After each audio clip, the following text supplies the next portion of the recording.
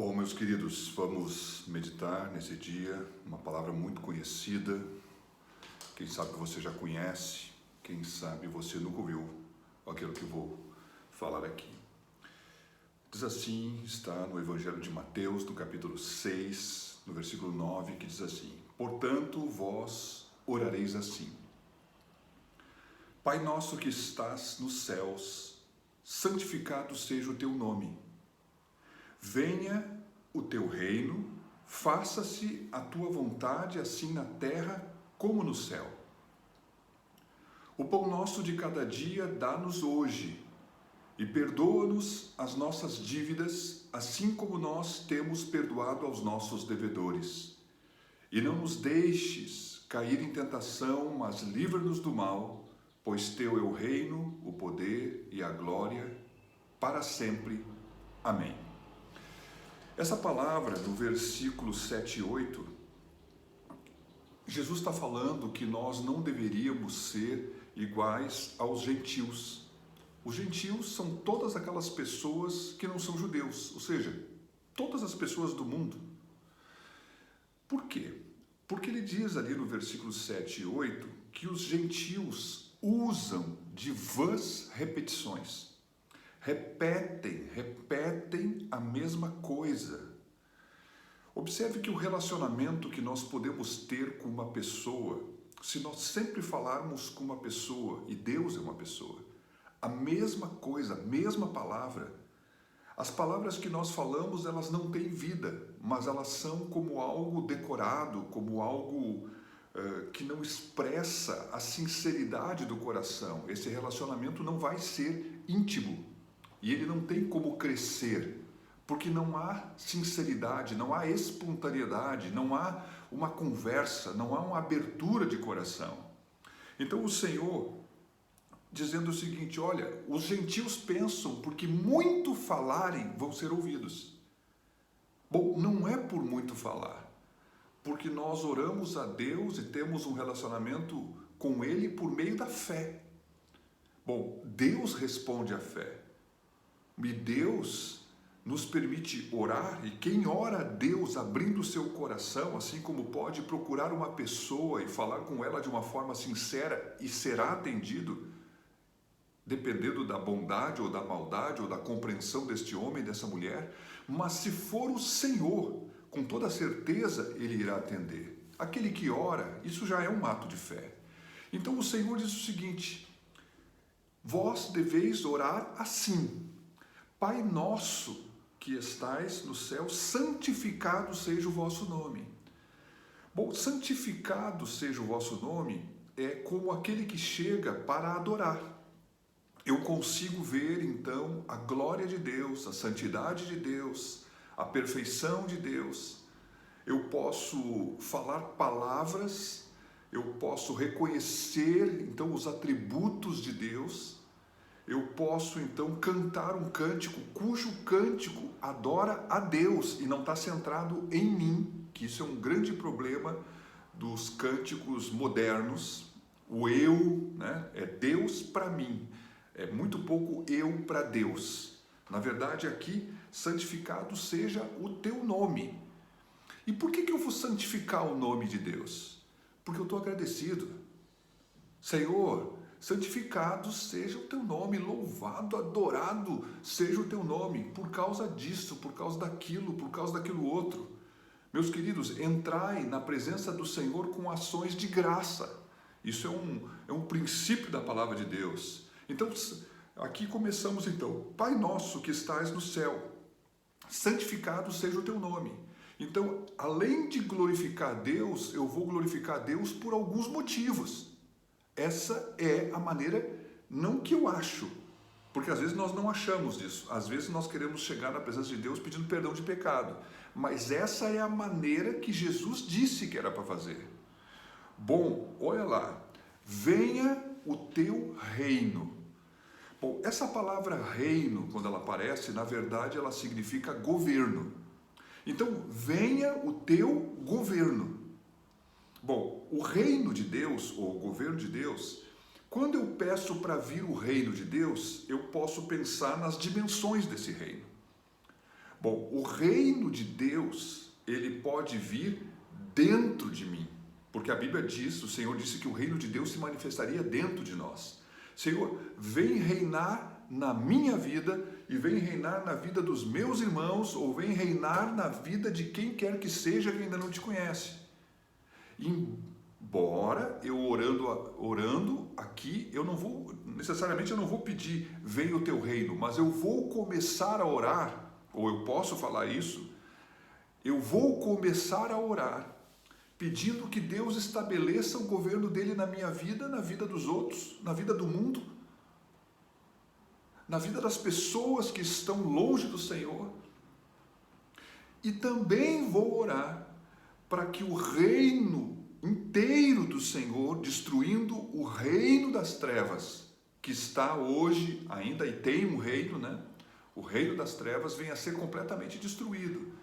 Então isso aqui também seria uma volta, um momento de pedir, orando pela volta de Jesus, porque o reino pleno do Senhor vai ser estabelecido depois do dia do Senhor, lá no final do período da tribulação, quando ele vai derrotar o inimigo. Bom, falando isso, faça-se a tua vontade, assim na terra como no céu. É uma consequência.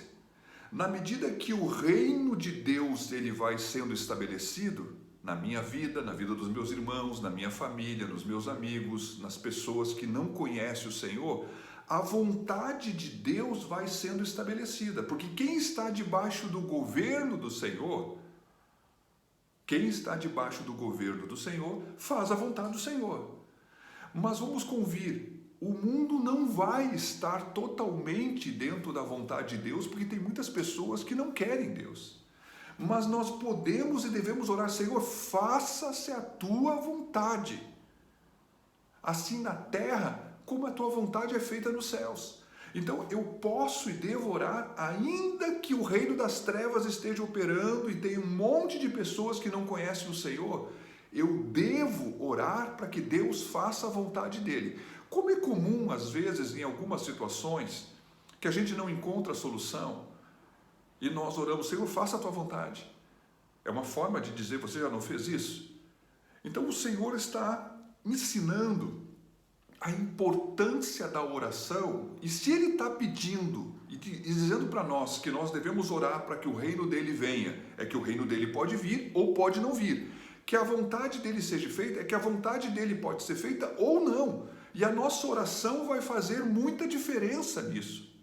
Falando assim, continuamos aqui, diz assim: o pão nosso de cada dia nos dai hoje. Bom, o pão nosso de cada dia nos dai hoje. Quando nós falamos de pão, nós pensamos em tudo aquilo que é estrutural, que Jesus mesmo falou nesse momento aqui, no Sermão da Montanha. Ele disse que todos nós temos algumas necessidades básicas, que é o comer, o beber, o vestir e o abrigo. Né? Então, duas dessas estão escritas no Sermão do Monte e a outra nós acrescentamos porque é o que o ser humano precisa. Não é correto dormir ao relento. Então, meus queridos, vamos lá. Quando o Senhor está falando aqui de pão, Ele está falando do pão físico, que é uma simbologia de todas as necessidades do homem, especialmente da comida, e não é a comida, mas é qualquer comida, e qualquer comida que me sustente. Então, Senhor, me dá aquela comida. Bom, Deus pode até nos dar de vez em quando, mas Ele não é obrigado a nos dar essa comida. Ele está comprometido em nos dar pão, porque Ele dá pão até mesmo para os passarinhos que não trabalham. Irmãos, falando nisso, este pão que Ele está falando aqui, ele também é um pão espiritual. Porque se nós vivêssemos e o Senhor nos ensinasse simplesmente a pedir a Ele pão, água, bebida, vestimenta e abrigo, que são as necessidades básicas, e o homem não tivesse o pão vivo que desceu do céu, certamente o homem não viveria bem, porque nem só de pão viverá o homem, mas de toda a palavra que sai da boca de Deus.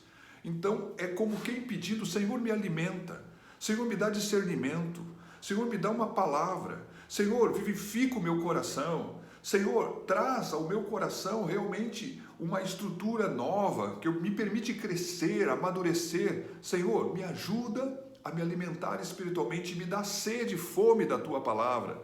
Senhor, me dá uma palavra que fale ao meu coração, uma palavra viva, uma palavra rema. Falando isso, então, o pão nosso de cada dia dá-nos hoje. Aí vem aqui e diz assim, perdoa as nossas dívidas, conforme a tradução diz ofensas, assim como nós perdoamos aos nossos devedores. Bom, essa palavra aqui é um ensino tremendo, né? Eu já falei isso muitas vezes. Multidões,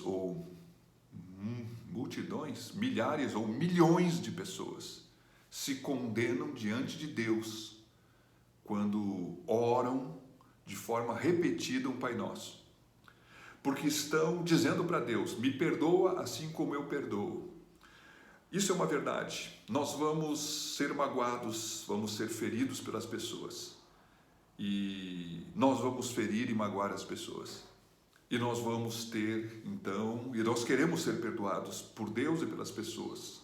Mas o Senhor disse, aqui nos ensinando, perdoa as nossas dívidas assim como eu perdoo. Meus queridos, como é importante que exista na nossa vida, ainda que possamos ter problemas, possamos perdoar as pessoas. E o Senhor nos ensina a qualificarmos ou esperarmos o perdão do Senhor, assim como nós também perdoamos os outros. É interessante que quando o Senhor fala daquela parábola de um homem que devia 10.000 talentos e recebe o perdão e depois não perdoa aquele outro que devia um pouquinho só, a dívida lhe é colocada novamente. Então o Senhor é pronto para nos perdoar, mas Ele espera que nós venhamos a viver um estilo de vida marcado pelo perdão. E aqui está uma afirmação, como o Senhor dissesse assim, e depois Ele reforça, depois aqui embaixo, no 14, né, que eu não li, porque se você perdoardes aos homens, o meu Pai que está no céu também perdoará as vossas ofensas. Mas se vocês não perdoardes os homens, o meu Pai que está no céu não perdoará também as vossas ofensas, não perdoará. Então observe que Ele está como que falando ou exigindo que nós venhamos a nos comprometer com seus mandamentos, com a sua visão, com seus princípios do amor. Então, vamos lá. Perdoa as nossas dívidas assim como nós temos perdoado aos nossos devedores. Isso é um padrão que deve ser seguido. A Bíblia diz que a misericórdia triunfa sobre o juízo.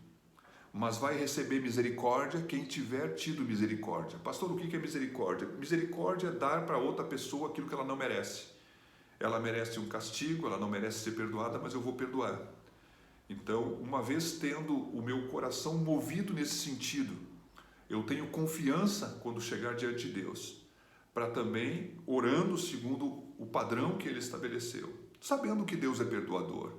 Mas o Senhor quer que nós venhamos a entender que tudo tem limite e que ainda que algumas coisas sejam graves e difíceis de lançar fora, nós somos ensinados pelo Senhor a orar por aqueles que nos ofendem, a bendizer aqueles que nos maldizem, né? E fazendo essas coisas, então, nós mudamos a nossa mentalidade em relação às pessoas, e aquele sentimento ruim que foi nos ferido, ele começa a ser destruído e um novo sentimento começa a ser estabelecido.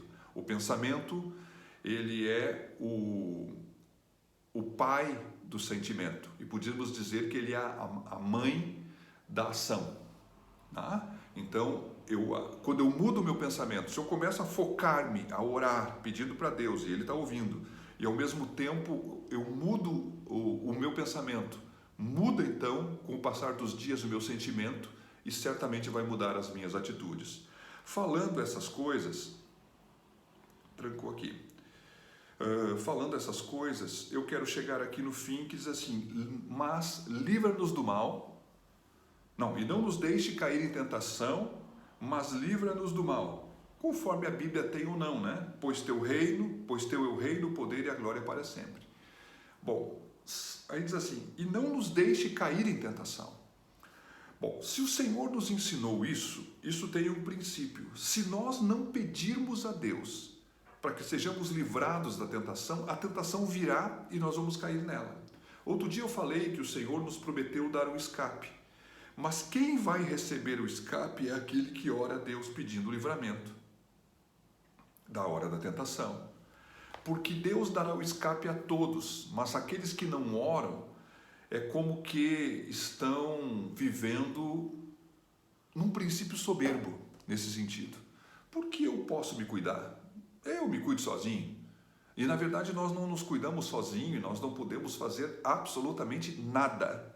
Então observe que o Senhor disse: sem mim nada podeis fazer. E quando essa palavra diz isso, e não nos deixes cair em tentação, vamos comparar com uma criança que caminha. Nós somos como crianças. Caminhamos e daqui a pouco escorregamos e caímos. Então o Senhor não nos deixa, como Pai, o grande Pai, cairmos. Não nos deixa cairmos. Numa palavra, num olhar, num pensamento, numa intenção, Senhor, num procedimento, numa coisa errada. Senhor, nos livra do mal, como diz aqui. O mal é o maligno. Nos livra do diabo, nos livra do dia mal, nos livra das semanas mal, nos livra dessa situação, nos livra, Senhor, das coisas que são más. E observe que, primeiro então, a oração, como nós vamos olhar aqui, ela está focada de uma forma geral, na primeira parte, logo no início, e depois ela vai vindo por uma coisa mais pessoal.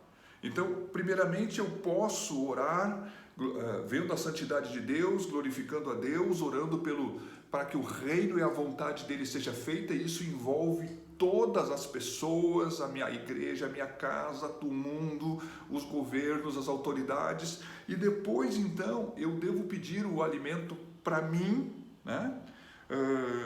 Perdoando as minhas dívidas, me livrando da tentação e do mal. Claro que eu posso estender e posso realmente falar em relação a tudo aquilo que os outros podem também precisar disso. Mas falando assim, meus queridos, e explanando aqui, já deu 17 minutos, nós falamos um pouco de uma interpretação, para não ser repetitivo, porque vou ler aqui para terminar, né? Ele diz assim, ó: e orando não useis de vãs repetições como os gentios, porque presumem que pelo seu muito falar serão ouvidos. Não vos assemelheis, pois, a eles, porque Deus, o vosso Pai, sabe o de que tendes necessidade antes que lhe o peçais. Ele sabe. Então, não é pelo muito falar e não é pelo falar como quem não tem intimidade, sinceridade. A verdade é que Deus está atento à oração do justo. Amém? Oremos ao Senhor e certamente nos cheguemos com confiança na sua presença, porque o véu foi rasgado, o sangue de Jesus já verteu e temos acesso àquele que nos cuida, que nos protege, mas aquele que é glorioso, que tem o reino, que tem o poder, que tem toda a força para nos livrar, para nos abençoar, porque tudo está entregue nas mãos do Senhor. Que Deus te abençoe.